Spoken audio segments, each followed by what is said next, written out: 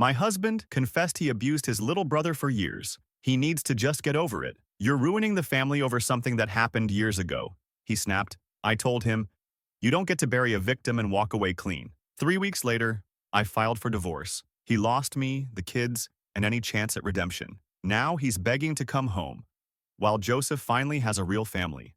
I'm using a throwaway for obvious reasons, and I'm still trying to wrap my head around everything. If I ramble or don't make sense, I'm sorry. I haven't been able to sleep properly since that night, and I need to get this out before I lose my mind. I, 28F, have been married to my husband, 29M, for 4 years, together for 6. He comes from a big, chaotic family, 4 brothers and 2 sisters. I've always known they were a bit dysfunctional, but nothing out of the ordinary, until recently. The youngest brother, Joseph, 19M, has always been kind of a mystery to me. Sweet, quiet, a little socially awkward, but never disrespectful or rude, just withdrawn. I used to think he was shy. My heart always kind of broke for him because he reminded me of myself at that age, always on the sidelines, kind of floating. But I figured maybe he was just the quiet type. Joseph started community college this year and has been struggling a bit. I've been tutoring him on and off, mostly math and some essay writing, and my husband seemed genuinely appreciative. A couple weeks ago, he took me out to dinner to thank me for helping Joseph.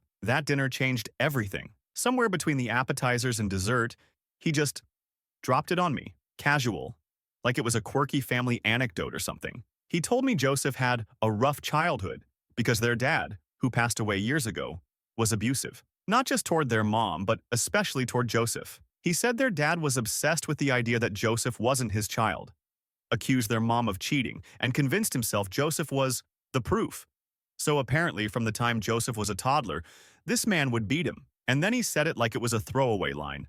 We all kind of got caught up in it. I asked what he meant, and that's when the dam broke. Apparently, when the dad walked out, the mom took over. The beatings didn't stop.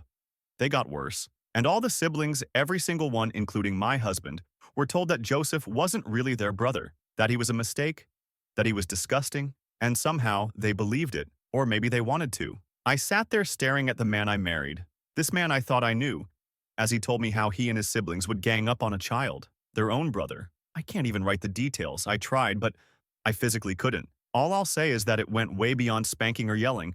It was evil. I asked him why he's never told me any of this, why Joseph still comes around like everything is fine. My husband said, and I quote, "It's in the past. He's fine now. He doesn't need us to apologize. He needs to move on." Move on? I told him I couldn't even look at him. We left the restaurant in silence. That was 3 weeks ago. I haven't touched him since. I've been going through the motions for our 2 kids, but I'm barely functioning. I've been looking at this boy, this sweet, broken young man, coming to our house for help with essays and algebra. And now, all I see is every scar that man left on him, physically and mentally. And yet, Joseph still shows up, still smiles, still apologizes when he takes up too much of my time, like he's a burden. Last weekend, we hosted a small backyard BBQ. Just family, a few friends. It was meant to be low-key. Joseph was there, of course. I tried to act normal. Then, it happened. He knocked over a pitcher of iced tea while trying to pour himself a glass. My MIL, his mother, exploded. She called him an idiot, told him to stop shaking like a damn junkie, screamed at him in front of everyone. My heart stopped. I looked at my husband, waiting for him to say something. Anything. He just sat there, so I didn't. I snapped. I told her that maybe if she hadn't beaten the humanity out of him for the first 13 years of his life, maybe his hands wouldn't shake. Maybe he wouldn't flinch every time someone raised their voice. I don't even remember all the things I said, but I went off, full scorched earth. That's when my husband finally stood up to defend his mom. He told me to stop attacking her and causing a scene. I told them all to get out. Everyone. My mother-in-law left, furious. Everyone followed her. Joseph stood there, frozen, eyes wide, like a deer in headlights. I told him he could stay. Begged him, really. He looked terrified, but he stayed. Later that night, I tried to talk to my husband. I told him how angry and disgusted I was. Not just about what happened back then, but what happened now. How could he just let his mother treat Joseph like that? He told me to mind my own business. I told him to leave. He packed a bag and left. Since then, he's been texting and calling nonstop, saying I'm ruining our family, saying Joseph is manipulating me, saying it's not what I think, but it is. It's exactly what I think. I talked to a friend who's a counselor. She said I may have re-traumatized Joseph by bringing up the abuse that way, in public, and I hated hearing that. She's right. I let my emotions get ahead of me. But I also stood up for him, which nobody in his life has ever done. She told me I need to apologize to him. Actually apologize, because it might be the only one he ever gets. I'm picking him up from a friend's house tonight. Apparently his mom kicked him out for causing drama at the BBQ. The kid has nowhere to go. I called my parents and without hesitation, they offered to take him in. My dad is even going to teach him how to drive and give him his old car. My parents adore Joseph. My husband claims he didn't even know Joseph got kicked out. But Joseph told me he was there, staying at his mom's house when it happened. He saw it. He let it happen. I don't think I'll ever be able to look at him the same again. I'm thinking of filing for divorce. I don't want this man near our kids, not after what I know now. Edit. I apologized to Joseph tonight. I told him I shouldn't have brought up the abuse in front of everyone, even if I was trying to defend him. He cried. I cried. He kept saying, "It's okay, nobody's ever done that for me before." My mom made him a warm meal. My dad gave him a key. He's staying with them now. Edit 2. For those asking, no, my husband doesn't think he or anyone needs therapy. He says, time heals. But then in the same breath, he says Joseph's shaking is from the abuse. The contradiction makes my head spin. Therapy is non-negotiable for me now. For Joseph, and for myself.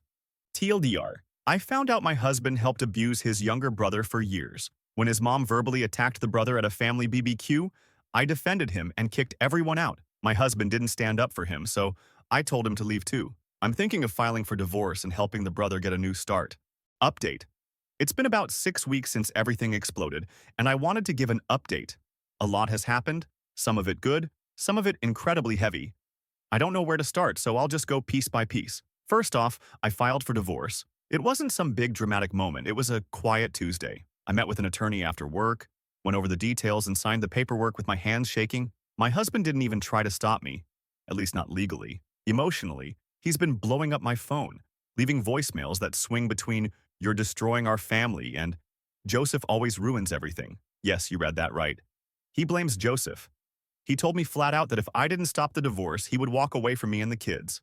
I said, "Good, go. We'll be better off." And I meant it. I really did. He hasn't filed for joint custody, which says a lot. I have temporary sole custody for now. My attorney says, with everything on record, including messages I've saved from him, it's likely to stay that way. My kids are doing okay.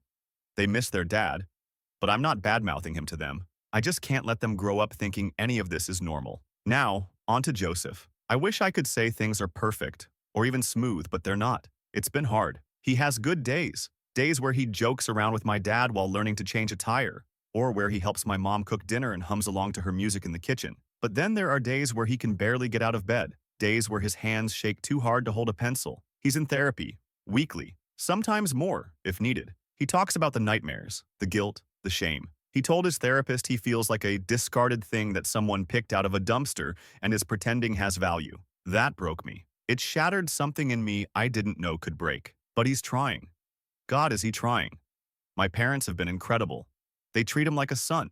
My mom taught him how to make pot roast and peach cobbler. My dad gave him his old Ford Focus and has been helping him prep for his driver's license test. Joseph still seems stunned that someone would give him something without expecting pain in return. And there's a girl. Her name is Lily. She's in one of his classes. They study together, mostly in the library. I met her once. Tiny thing with big glasses and a laugh that makes Joseph smile in this soft, unfamiliar way. I'm trying not to be overprotective, but part of me wants to tell her, please be gentle with him. He's made of cracks and scabs and fresh wounds. But my dad, wise as ever, reminded me that Joseph deserves every part of life. Even the heartbreaks, the rest of his family, has not backed off. They still email him. Guilt trips. Your mother is aging and needs care. You're abandoning her. This is what you always wanted, to break the family apart. All that garbage. He blocks every number they call from. We got him a new phone, but emails still come through. He reads them sometimes, and every time he does, it sets him back a little. His mom still knows exactly how to twist the knife, and he still bleeds for her approval. It's hard to watch. I wish I could undo that kind of trauma, but it's deep.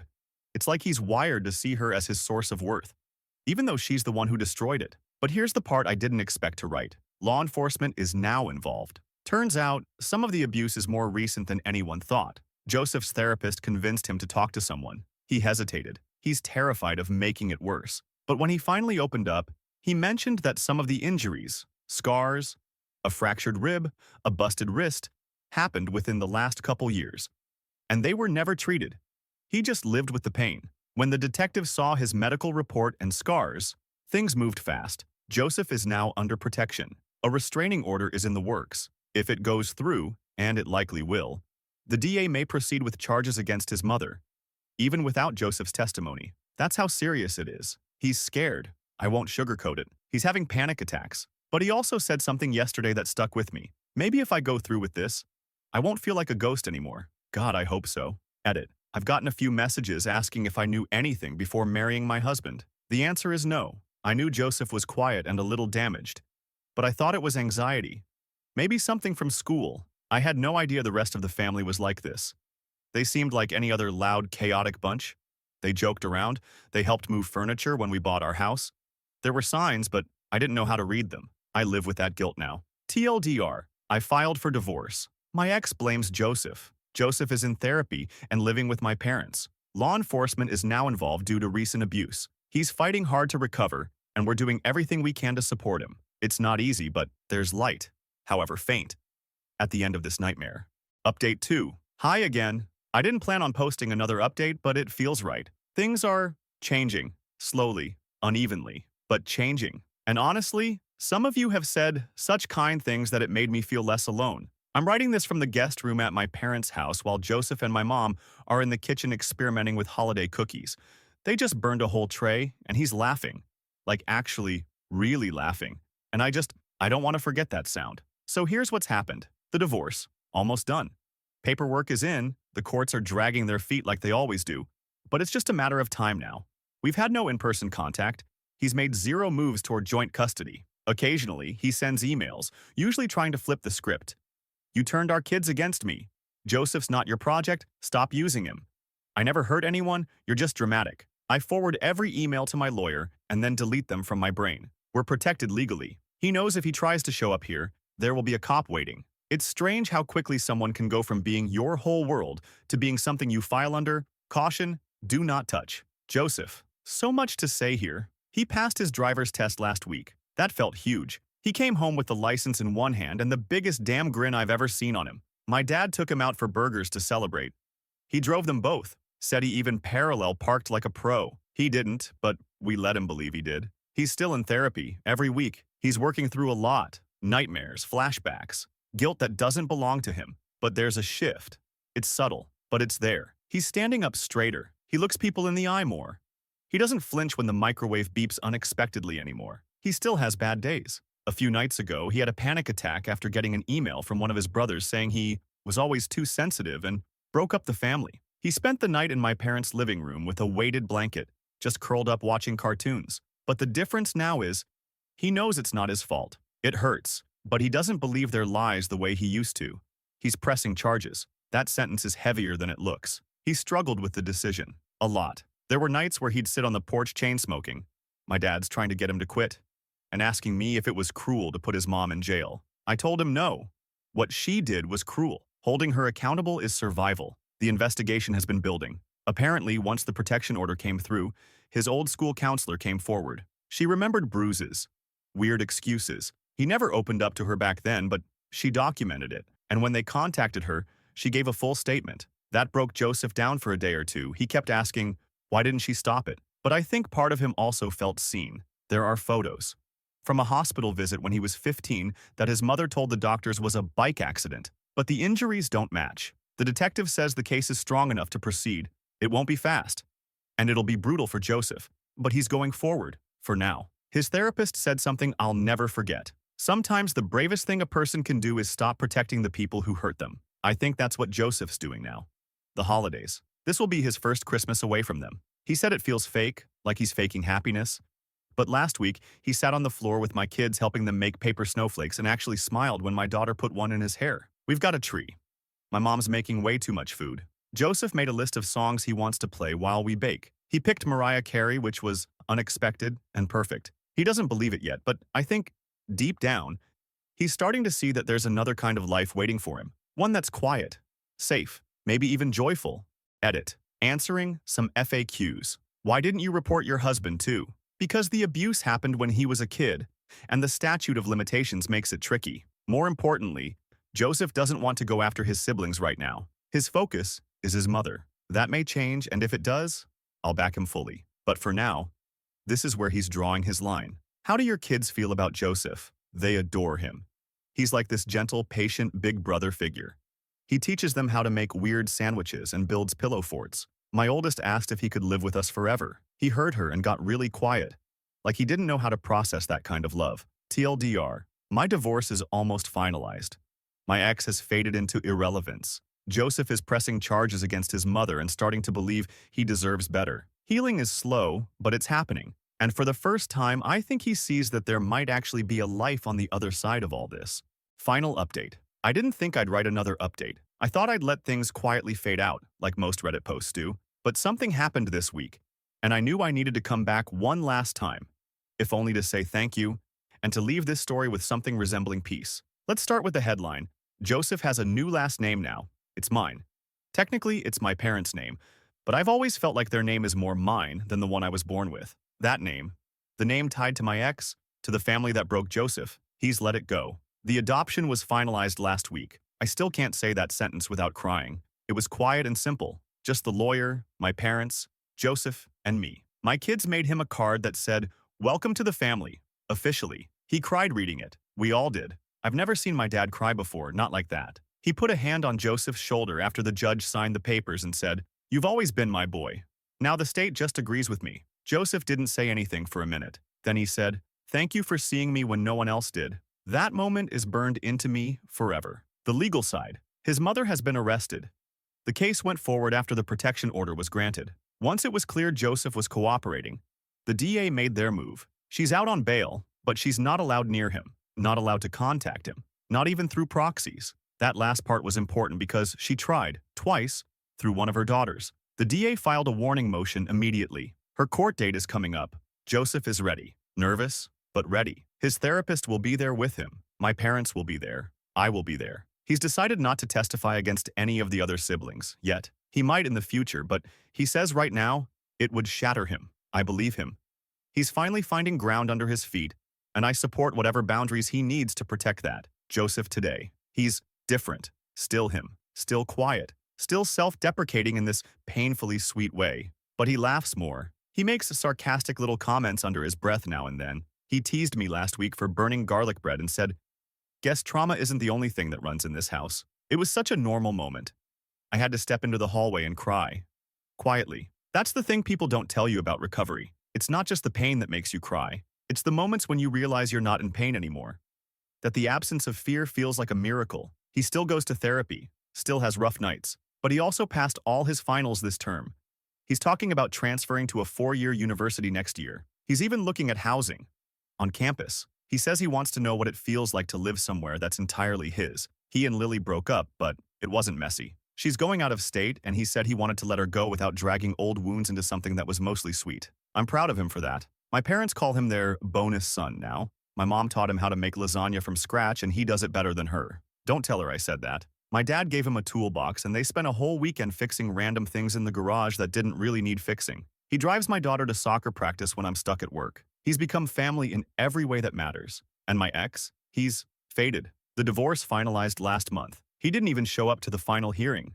He signed the last papers through his lawyer and disappeared from our lives. He hasn't tried to see the kids. I don't know if that will last forever, but for now, it's quiet. And that's all I wanted. For our home to be quiet. One last thing. To everyone who read my original post, who left comments, who messaged me, thank you. Truly. I know this is just a Reddit account to most of you, but this community reminded me that I wasn't crazy, that I wasn't overreacting, that protecting Joseph wasn't some emotional overstep. It was right. It was necessary. I don't know if Joseph will ever fully believe he deserved to be saved, but I think, finally, he's starting to believe he deserves to live, that his life can be more than surviving, that there's room for joy, for normal, for a future. And I guess that's all I ever wanted, for him to have a future. TLDR. The adoption is official. Joseph now shares my family's name. My divorce is final, and his mother is facing charges. Life is slowly rebuilding itself into something soft and safe. He's healing. We all are. Thank you for helping me stay strong long enough to make that possible. Final edit. Thank you for everything, Reddit. I hope someday Joseph decides to tell his story himself. But until then, I'm just grateful I got to be part of helping him find his way out.